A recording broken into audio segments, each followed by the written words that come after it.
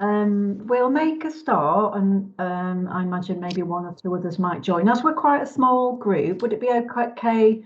I know some of us met at the first webinar, but it'd be useful for Ruth as well, I think, who will be presenting today. I'll introduce Ruth a bit more shortly. But it'd be helpful for Ruth as well to know which colleges you're representing or college groups. Is that okay? Karen, I'll start with you as you're in my top left. Yeah, hi, my name's Karen Donovan. I work for Newham College of Further Education, and I'm the Progression and Retention Manager within the college. Thank you. Claire? Are you there, Claire? We'll come back to Claire. Siobhan? Hiya, I'm Siobhan. I work for Derby College Group, so across all Derby College campuses, and I'm the Student Experience and Pastoral Lead across all campuses. I just need to also just let you know, I'm waiting for a phone call, so if I dip out at any point, that's why. Okay, no worries. Siobhan. Sue? Hiya, I'm Sue, and I'm the Head of Pastoral Care at 161 College in Suffolk. Thank you. Claire, are you with us now? Hopefully Claire will join at some point. Ruth, do you want to introduce yourself? I will. So I'm Ruth Magnus, and I'm Director of Student Services for Education Partnership North East. So that covers Sunderland College, Hartlepool Sixth Form and Northumberland College. Thanks, Ruth. I don't know, can you tilt your webcam at all, Ruth? We've lost the bottom of your... Oh! Yes, that's better. The webcam's obviously moving around a little bit there. Is that better? Yeah, that's great. Thanks very much. So, yes, good afternoon, everyone. Welcome to the second in our series of webinars for the Driving Change project. So just a reminder at this point, if unless you're speaking, and I'm sure Ruth's happy for people to ask questions as we go, but unless you're speaking, could we please keep mics muted? Oh, it looks like everybody has, so that's great. Thank you. So I know some of you attended the first webinar on identifying young adult carers. I hope you found that useful. As you know, the theme of today's webinar is around providing practical ongoing support for young adult carers.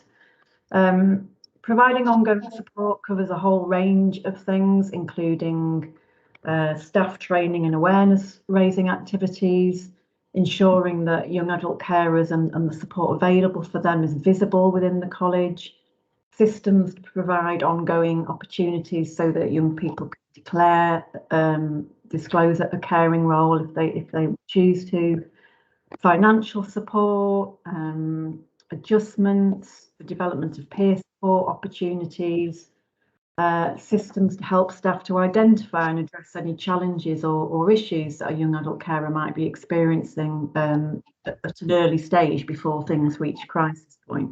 So a very broad range of types of activities and support. You'll know if you attended one of the earlier webinars, though, that rather than me talking about those things, the best way to find out about different types of support and what works well is to hear from each other and from other colleges. And so I'm very pleased at this point to hand over to Ruth, who will talk about the range of measures in place at the colleges that she mentioned at the start. Thank you, Ruth. Thank you, Jackie. Can everyone see my screen okay? Yes. Yeah, you can see that? Yeah, I can. Yeah. Yep, I can see it. Brilliant. And I know obviously I introduced myself at the beginning of the session, but just to give you a bit of context to the college. So when we went through the accreditation process, we did that as Sunderland and Hartlepool, I suppose as City of Sunderland College. But we are a college group, so we did merge as we were going through that accreditation. So obviously Education Partnership North East covers Sunderland, Hartlepool and Northumberland College. Just a bit of context in terms of our scale. So we've got around 12,000 students across the college group, with just under 5,000 of those being 16 to 18-year-olds. High proportion of our 16 to 18-year-olds are from disadvantaged backgrounds, obviously given the geography and kind of area that we cover, with 21% of those falling into multiple categories of disadvantage. And we currently have for this academic year 63 young carers. That's across all three colleges. That number has increased. It's dropped slightly from last year. We had 67 last year. but obviously we're still quite early in the academic year, and some of those will, you know, potentially will identify or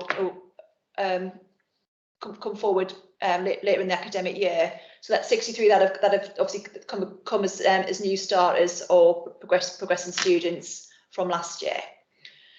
Just to talk around, I suppose, our approach in terms of ongoing support for young carers, I just wanted to touch on the different strategies and activities that we cover.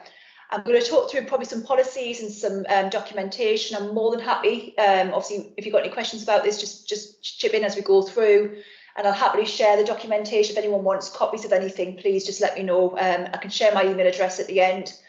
More than happy for you to link with me afterwards. But if you want me to touch on any more detail around these, please just ask me as we go through. So as we kind of changed our structure 2 years ago, so obviously we allocated obviously myself as Director of Student Services, I have heads of student services, and my head of student services is our kind of young carers lead, Nicola, who has joined presentation. Unfortunately, she couldn't join us today. We have an intensive support team, so intensive support officers and intensive support manager. As part of that restructure, we introduced a vulnerable students and at-risk policy, and that clearly covers our approach and what processes we have in place around how we identify and how we support all of our vulnerable groups, and that includes our young carers. And that's been really important just to get that buy-in from ELT level, but from kind of each college team, curriculum areas, other support areas, and managers around what our responsibilities are, but also their responsibilities. And it was really important to have that clear documentation, which we hadn't had before, around what their expectations are of us and how we support those students, but equally how we work together and what their roles are as well. Transition has been really, really important. We have really good links with our young carers centres. We run open events and activities throughout the academic year. And that goes through kind of all of the secondary school age groups. We've done some work with primary school, but primarily it's kind of year 7 to 11. So again, we work really close with them. We have open events and activities specific for young carers that run during the year, but also when we have our general open events, we ensure that we have representation from our intensive support team. So it's young people, prospective students can approach those desks and get more information about what type of support those students will have if they come to the college, and how we can link in with our partner schools and work closely. So we do have really good relationships with partner schools. We have a school liaison team, and our intensive support team go into the schools and again talk around what support we have in place, but also how we can adapt what we have to meet the needs of those individuals. So we'll get the information from the schools around kind of what the responsibilities of the students are, and just make sure we've got that plan in place for those students from day one, and do as much transition work as we need to do throughout that year 11 period. Equally, I mean that's where the bulk of our students come from those partner schools, but equally we will get walk-ins at enrolment. So it's really important that we have that robust process in place where identifying and having that opportunity for students to identify themselves and what support they're going to need as part of that enrolment process as well, because we will get students that come from out of the area or perhaps been at another sixth form or another college in the previous year, and then are coming to us for a fresh start. So it's important that we have both of those processes really robust. We've had this in place, Plan for Learning Day, we've had in place for a number of years, but we have refined it, particularly over the last 2 years, to make it really work in our approach for young carers.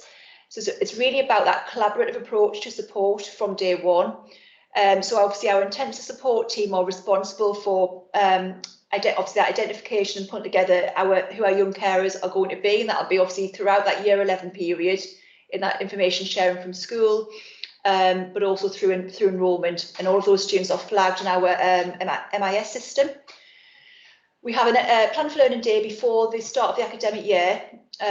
So it's looking at all of our vulnerable groups, not just young carers, or perhaps where our young carers fit into other areas of support need. It's our inclusive learning team, which is our learning support, and obviously curriculum teams and curriculum managers all come together.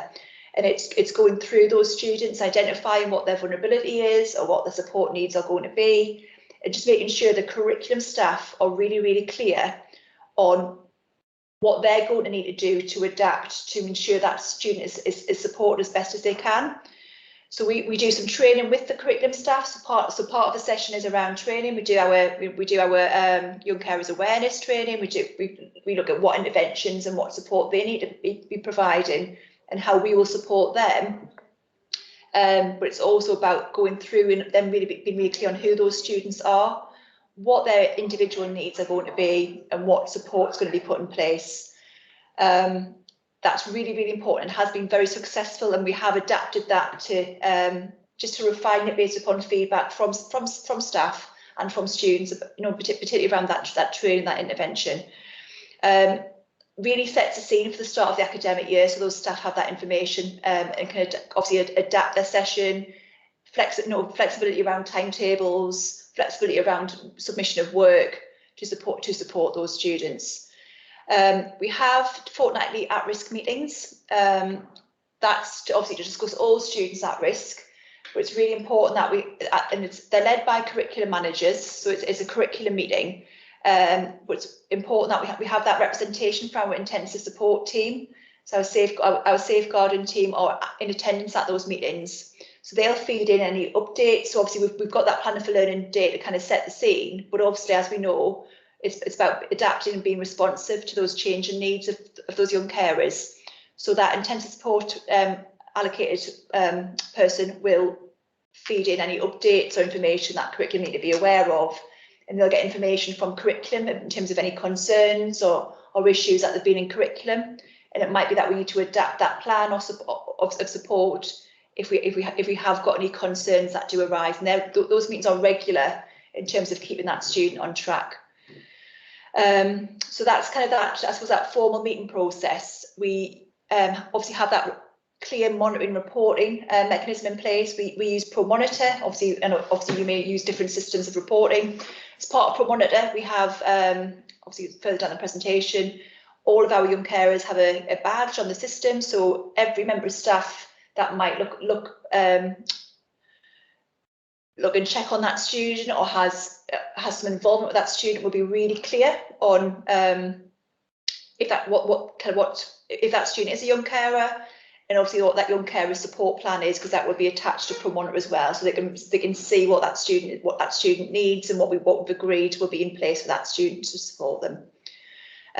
Again, the pastoral tutor, the personal development and wellbeing manager who looks after the tutors, and the intensive support team will all have ownership and oversight over ensuring that that's up to date, and any actions or interventions that need to be reviewed or updated or done so. And that'll be through one-to-ones with the student, feedback to the curriculum staff, and then the one-to-one review mechanism that the student will have that with the personal tutor alongside the ISO, the intensive support officer.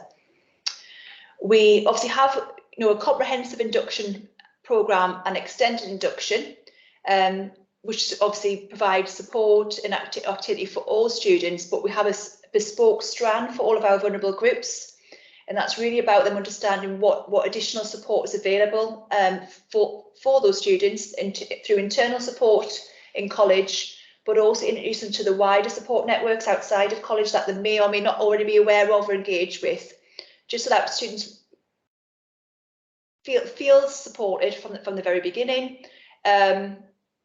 We run a freshers fair. Again, we're bringing all of our external services in terms of that young carer support. We also do an information session, which we've actually just done for parents and carers. And again, it's about not only how the student is engaging with those wider support services and internal support services, but the parents and carers understanding what's available to their child, but also for them to engage with. We had to run it virtually last year, and the year some of the activity the year before, but obviously this year everything has been face to face. And what we found is we have had much better engagement running the freshers and the induction activities alongside the parent carer sessions face to face.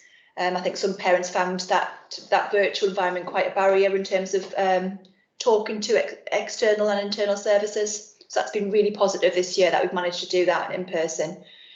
I've touched on the personal development and wellbeing managers. We have a personal development and wellbeing manager allocated to each faculty area. They are also designated safeguarding officers, and they link in with the intensive support manager and the intensive support officers who are campus based. Personal development and wellbeing managers oversee the tutors. And obviously every student has a personal tutor, and it's really important in terms of that holistic approach that they're all kind of working to that same plan and supporting that student to meet their individual needs, and they're talking to each other. So obviously the tutor will have those half-termly one-to-ones with each student, but the ISO has a weekly or a fortnightly, depending on need, one-to-one with all of our young carers, and then they'll link in with the tutor just to ensure that they're fully up to date in terms of any changes or any support needs. The tutors attend the at-risk meetings and link in with curriculum, as does the intensive support officer. So it's about them working collaboratively and ensuring that the curriculum team are also supporting where they need to. I've touched on ProMonitor already in terms of the monitoring reporting. We have the young adult carer badges, and obviously sharing information around that support plan for students. In terms of our other MIS system, which is ProSolution, we have all young carers and kind of all of our vulnerable groups flagged on the system, and it just means we can monitor separately any attendance, retention, achievement of those young people. And again, although we're looking at them individually with the ISO, from my perspective, I can see how those students are being supported and what the impact of those support measures are across the year. And obviously, particularly kind of early on around that attendance and achievement in terms of performance against target grades. So it might where we potentially need to work with curriculum a little bit further. Perhaps if we're concerned about any achievement gaps, we can do that work in intervention. So we're ensuring that all of our monitoring reporting systems are flagging those students in terms of their need. I've mentioned obviously some of the staffing structure we do have. So obviously we've got the personal development and wellbeing manager who oversees the tutors. All of our young adult carers are allocated an intensive support officer, either through that transition period, if we're aware of them before they start college, or when they enrol, and that's a key point of contact throughout their student journey. And since we brought that structure in place, that's really helped those students to see them as the main point of contact. They will link with everybody else, from an internal perspective, but they're also that key point of contact with external services. And that has really helped to embed the structure of support for our students. As I mentioned, the tutor will also link in very closely. They see the student weekly as well. In terms of that progression and destination, what we introduced 2 years ago was an allocated careers guidance officer for all young adult carers.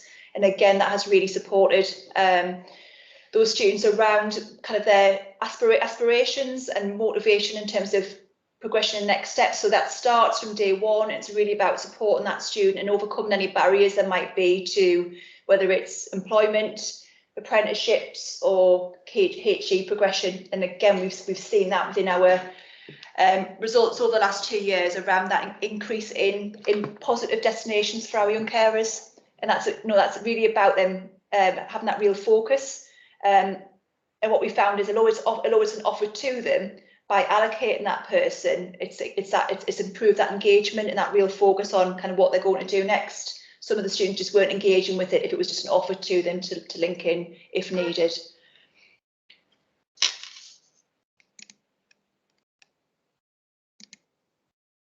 Sorry, my computer was being a little bit slow and moving on. So I've obviously talked about the intensive support manager and officer role. That is kind of the key point of contact for all of our young carers. So they are responsible for the young carer individual support plan. So all of our young carers have that support plan in place. That's reviewed in the regular one-to-ones. Like I said, in terms of how often they happen, that will very much depend on the need of the student. That there will be, certainly for all of our students as a start, there will be at least fortnightly, if not weekly, and that will be reviewed obviously as we gauge kind of how that student's managing college transition alongside their other responsibilities. It may be that they can be moved and be less frequent if the student doesn't need them, but there will be at least once a month. Really, just even if it's just a check-in to make sure that that student's on track and has everything in place that they need. But more often than not, they will take place once every 2 weeks. That's with an identified ISO. Like I said, we do have those ISOs at every college campus, and they have that caseload for all young carers, care experienced students, and young parents for each campus. We run a support group for each of our vulnerable groups, and that includes young carers. So that runs by campus. So again, the ISO for that campus has ownership responsibility for setting that up. We did have probably a lack of attendance because that did run virtually last year. Again, similarly to the parent carer sessions that we've ran in the first half term, we found now that's back to a face-to-face session. Again, that engagement has really picked up. So we have all of our students engaged. All of our students have engaged with that initially. Some attend more frequently than others, obviously depend on need. But they've found the feedback that we've had from the group is they just found it really beneficial in terms of peer support. So often it'll just be coming together as a group and just kind of talking through how they've set. Initially it's been about how they've settled into college and sharing strategies, sharing their own strategies with each other as well. But we also run activities for that group, so there's a program of activity that those students will go out for visits and trips, and also speakers will come in and talk to them as well. So it's a kind of real focused support group, and it's like I said, it's attendance has been much better now. That's back to a face-to-face session. There's an intensive support activity plan that runs across the academic year. So starting from that transition period all the way through to kind of end of year and progression plan. And there's bespoke activity for each of our vulnerable groups. Obviously it's a key strand for our young carers group. And again, I'm happy to share that with the group around what activity runs across the year. And it's about know where perhaps those pinch points in the year where we might know where those students might reach crisis point, or there might be additional pressures around college demands, and that's where there's generally more intervention support needed. Where it's mock exams or key assessments, and that's where those students will feel more overwhelmed, and it's kind of more support being put in place in the lead up to that, around just reminders and refresher of those strategies that they may need, and linking in with curriculum as well. But it's also about kind of that well-being element, and around that work-life balance. There's lots of activity, and the students really feed in and put those suggestions forward as well. So it's been shaped by them alongside the intensive support team around what activities they feel they'll benefit from. So they do feel like they've got kind of ownership over those types of activities, and it's a working document that will adapt. Because what worked for our cohort last year may not work for the cohort this year, so it's about being adaptive as well.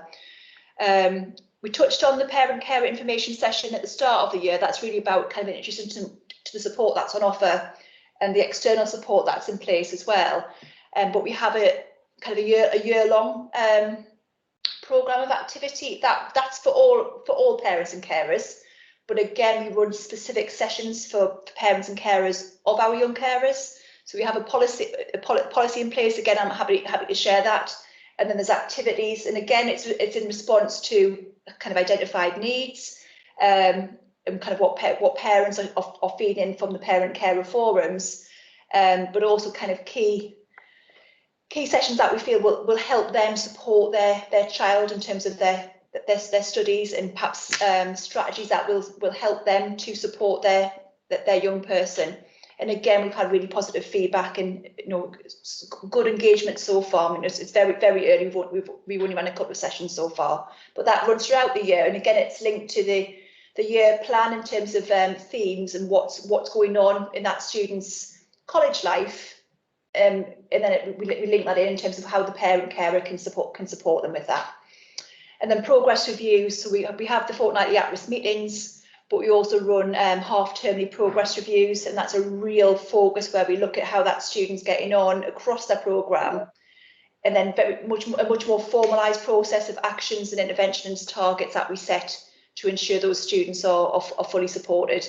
And that will, again, it's all staff that are associated with that student will come into that board along with managers. And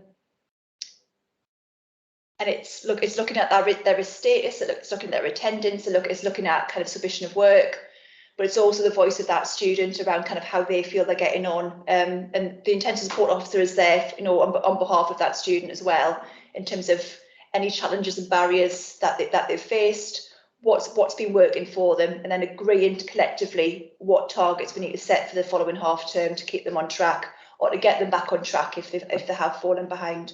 So it's just, although we've got that fortnightly at-risk meeting, this just formalises that process, and that's and sets some clear targets, and it's reviewed at a more senior level in terms of kind of myself and the faculty directors around basically checking that we've got the right interventions in place to move that student forward if we have got concerns, and where we need to link in with parents, carers as well if needed. Just to give you a bit of flavour in terms of the impact we've had so far. So again, we've had this probably in place for at least a good couple of years. Although we've been adapting the intensive support team in terms of our support package for young carers. It's been probably in place for 2 years, or since the 18-19 academic year.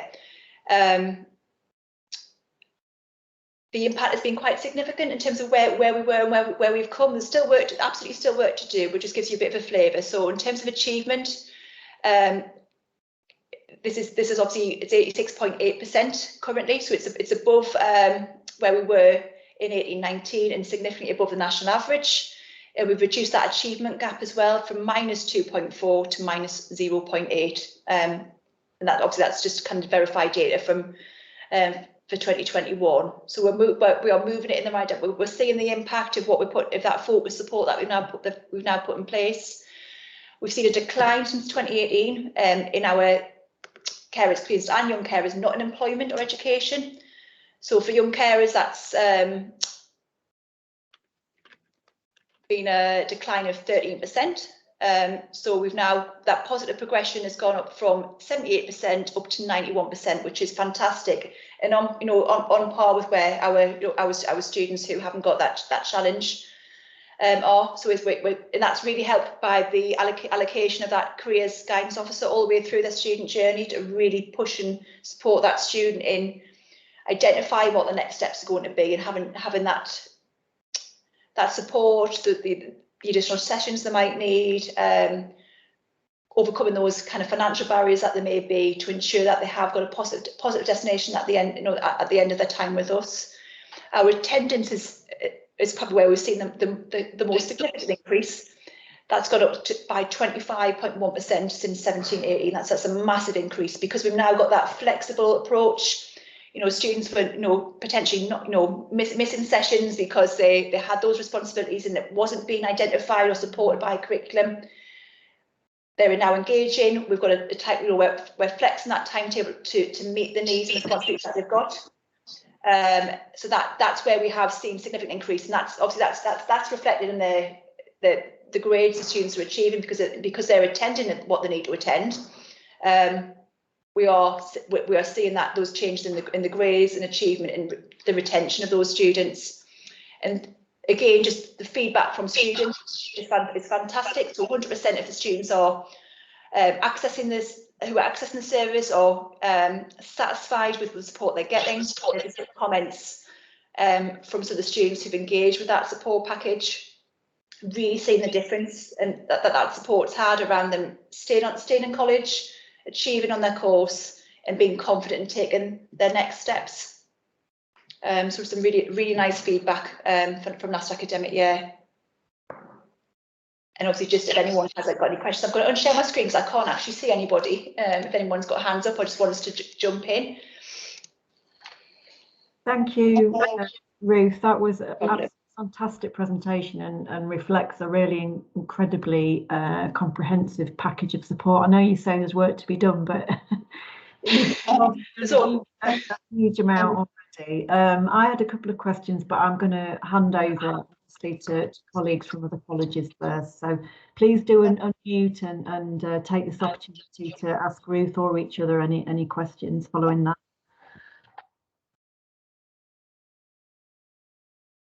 Yeah, go ahead, Siobhan. Sorry. All right. One of my questions was, I'm quite new to this role, and we're quite new to sort of like identifying our young carers, and it's something we're working on.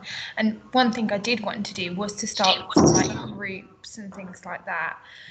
What kind of activities do you offer to the students to get them sort of engaged in those like support groups and stuff? I mean, we generally do it through the extended induction process. Generally our students are quite, I think our students are generally quite confident in kind of coming forward and letting us know that they do have caring responsibilities. Fantastic response from schools, and we'll do a lot of activities with the students, and it's really just set them into college, talk them through support. Taking the students out, even just for social activities, has really helped to kind of bring the students together. And they've now, to be fair, the group we've got now have got their own kind of WhatsApp groups and or kind of offering that informal peer support. But initially, it's those kind of social activities to bring them together and feel confident.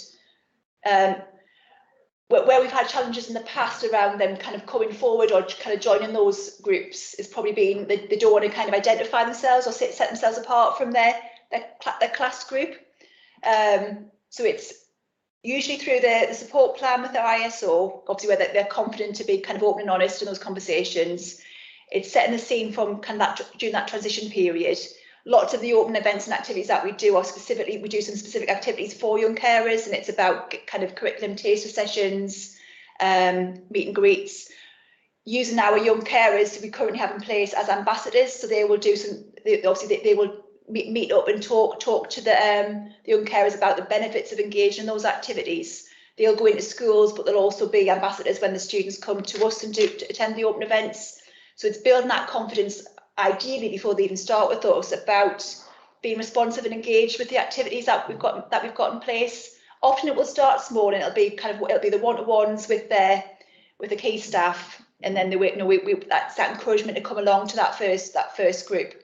And I'm not saying we've got it perfect, because we still do have a little bit of reluctance, probably more so with our Northumberland cohort, because it's kind of newer to that structure. We've merged as during the process of us going through this. So they're more in the infancy in terms of that structure, and probably when we've had some serious work to do with those schools to engage those schools around sharing information and engaging with the schools. So we're probably a little bit further behind with Northumberland, but we're seeing that shift in the change. So social activities, bringing in former students has really helped. So I've got my students who are now off at university or in employment, and they will come back in and talk to the students as well. I think that's probably the starting point in terms of just getting that engagement. Even if it's just kind of them watching and we've done this with some students where they're just, maybe we record the session, they watch a video, or just come and meet one of the students from the group and just easing them in gently, and then they'll feel confident to join that group. But once they join that support group, they see the benefits, and they will stay in that group for the duration of the time. But you're right, there's often a barrier in just getting them engaged in the first place. So they're some of the things that we've tried and that have worked.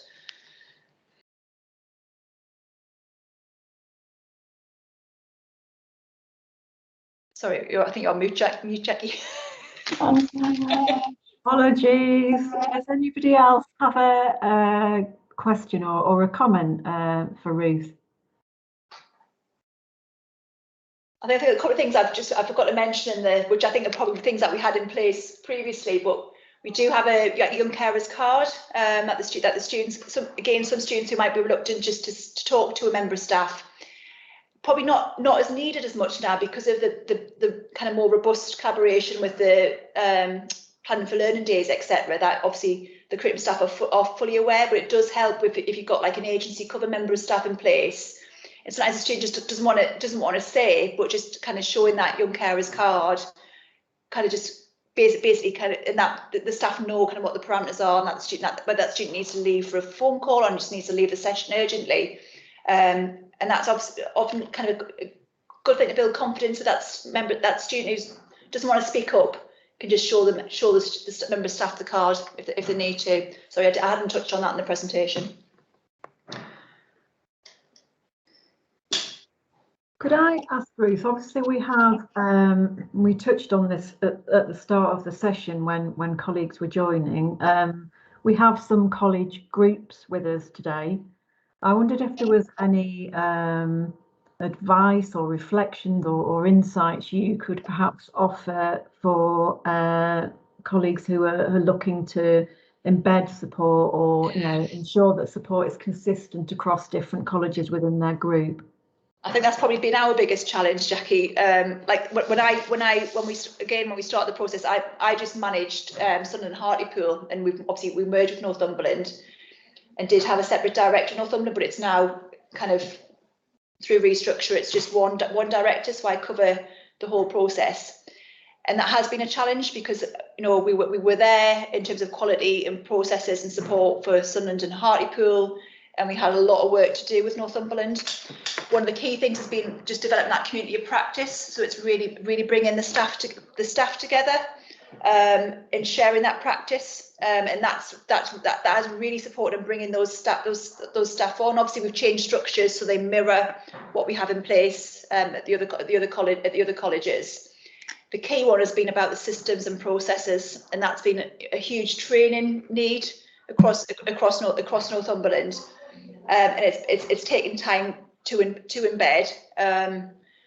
Best practice sharing has probably been the key tool. There was some sensitivity around kind of merger and us not just dictating what they were doing was wrong, and that we were just going to put in place what was working for Sunderland. It was about seeing what was going on in Northumberland, picking out the strengths, and actually adapting the whole approach to meet everybody's need. A key one has been around kind of clarity of process with our external partners for Northumberland. We didn't have that established across the board. So that's been a lot of team working with, linking our partners with the Hartlepool and Sunderland, doing some training for Northumberland counterparts. We've got much better relationships now with schools, with kind of the carer centres in Northumberland. And it's been that clarity of kind of service standards and processes to make sure everything's in place. Obviously, planning for learning day is now in place at Northumberland, which has been a key one to drive it forward. Enrolment is now consistent, and again, that's really key in terms of that transition and enrolment, to identify those students as early as possible and have the support in place. But it's very much been about that sharing of practice, identifying step by step. We couldn't do everything in one go. It would have been overwhelming for those staff, and it's been taking it step by step. But I'm confident now, kind of two years post merger, that we are consistent across all three colleges, and that has taken a couple of years. And I don't know the structures of those others at a group. And perhaps if you're doing it obviously we did it for the two colleges, and then have brought Northumberland on board to meet the criteria. It might be more straightforward if you're doing it with them all from the beginning. So we were, I suppose, kind of did it through a merger process, which meant we had one college which had a lot further to go. But it is definitely about that collaboration and consistency. Utilising some of the staff for Sunderland that then went over and supported and trained the Northumberland teams, but not dictating and not saying that what one college was doing was fantastic, and being overly critical of what was going on at Northumberland, because actually there was some really good informal practice that we formalised, so they all felt that they'd kind of shared and were part of the policies and processes that we develop. We review that yearly anyway, and had a real input in the plans of activity. That wasn't just do this because it's what's worked for Sunderland, because actually, in terms of what's available in Northumberland and what partnerships we have, it was in some of those, just geographically, we have much kind of, for Northumberland, it's a very rural communities, and actually what we were offering in terms of visits and activities for Sunderland, we had to adapt to meet the different campuses and needs. So it was although we've got consistency in process, it's still ensuring it's differentiated to meet the needs of the different campuses and cohorts. Okay, thank you. If that answers the question, sorry. Sorry, I went on a tangent a little bit. Do any college groups with us, or anyone else have any questions or further comments around that particular aspect? No, not at the moment.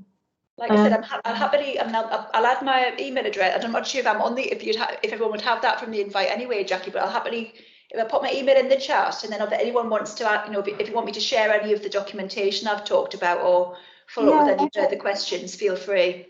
Would you be able to share it with us, Ruth, with me, and then I'll distribute it to everybody, and I'll also make sure that it's on our Support for Colleges resource page, which I'm hoping all of you have been signposted to, I think probably through your meetings with Naomi. Let me know if not. So yes, if you're happy for us to put them on there and also send them out directly, Ruth, that would be obviously I'll share slides and the resources I've referred to. Could I just ask one more question just before you go? I'm struck by, because it's not something that's come out strongly, I guess, from some of the other colleges that have been involved in the project today, which isn't to say that they're not doing these things, but not everyone's presented in the detail you have at the webinars. But I'm really struck by the involvement of parents in your approaches and your activities, and I just wonder whether you could say a bit more about the impact of that and how important that is in your approach. I mean, I suppose since I picked the role, I think parent care engagement has been a key focus just generally anyway, but obviously in terms of, I think, students' confidence in moving to next steps, accessing other support. I think having parents on board and supporting the students and encouraging that access to support has really helped. I think they're the biggest influence in terms of what that student's decision making. But we are aware of what the other, obviously from the student support plan, of what barriers the student presents in terms of, I can't do this because of. So it's about getting the parent on board for us to work together with them to overcome those barriers or break down those barriers to make sure the student can. So if it's about a visit or an activity, for example, if it's about them wanting to take part in an ambassador programme or support at open events, but actually, their responsibilities mean they need to get home by a certain time. It's kind of how we're accessing with external services so the students can attend. But we have really seen the impact of students. When parents are engaged, the students are more engaged, and they are the ones that will be confident enough to then move to next steps. Because actually, if we can make sure they say they can achieve and attend and succeed at college, they're more confident then to take. Because what we find is that there's college, although challenging, they feel is manageable. They don't even want to think about kind of HE or what the next steps would be. They see that as unattainable. So that's been probably a real focus for the parent and carer engagement, has been around the progression and next steps and what they can do and how we support them to help their child to kind of, I suppose, realise what their potential is and all the things that are available to support them to progress and achieve further. But it has had a massive impact. COVID has got in the way because, as I said at the beginning, engagement remotely has been a real struggle, particularly for our parents and carers from vulnerable groups. I think just potentially whether that's just been an additional barrier to access things remotely. But face to face, we've seen that take up, and actually parents now accessing more support for themselves through us kind of, I suppose, like introducing them to the other external services that are available that perhaps they weren't engaging with previously, and they're now going to know, they're now visiting the young carer centres themselves, or the carer centres themselves, which has been the carer centres have come back to us saying actually we've got, by them actually seeing the benefit to their child, they're actually they're accessing that support to support them, which has been really helpful. It's been a challenge, but yeah, I feel we are getting there. It's been difficult to break that down and get them to engage. But we are seeing the impact of that now, definitely. Right. Okay. Thank you. Well, we're coming towards the last few minutes. Thank you very much, Ruth. I think, as you know, this webinar is repeated again next week, so we'll send round the links to resources and the slides after the second webinar. So we're doing it in one go. Just to mention that the project and evaluation report and some new case studies on colleges that have been involved in driving change over the last year. So Ruth and Sunderland College were involved in the first year. We've just finished working with a second group of colleges, so we'll be reporting on that, and that includes some further examples of good practice across the different aspects of support. So you may find it useful to have a look at that, so I will send out a link to that. The report's actually being launched the middle of next week, so it'll be quite timely for that, as are the case studies. So do have a look at those, and thank you, Ruth, for sharing those resources as well. So that will all come out together, that information. In the meantime, get back to me if you have any comments about the webinars. They are your sessions. We want them to work for you, well for you. So just to flag that the next webinar in where are we now? In December. Will be on partnership working, so I'll send around some dates soon if I haven't already, around when those further webinars are, and me will be back next week if anybody wants to join us for a second time, or if not, certainly mention it to colleagues who might want to be part of the discussions themselves. I'm sure you'll share information from this webinar anyway. So thank you very much for coming, and see you soon. Thank you. Thank you. Take care. Bye. Bye. Thanks. Bye-bye, everyone. Bye.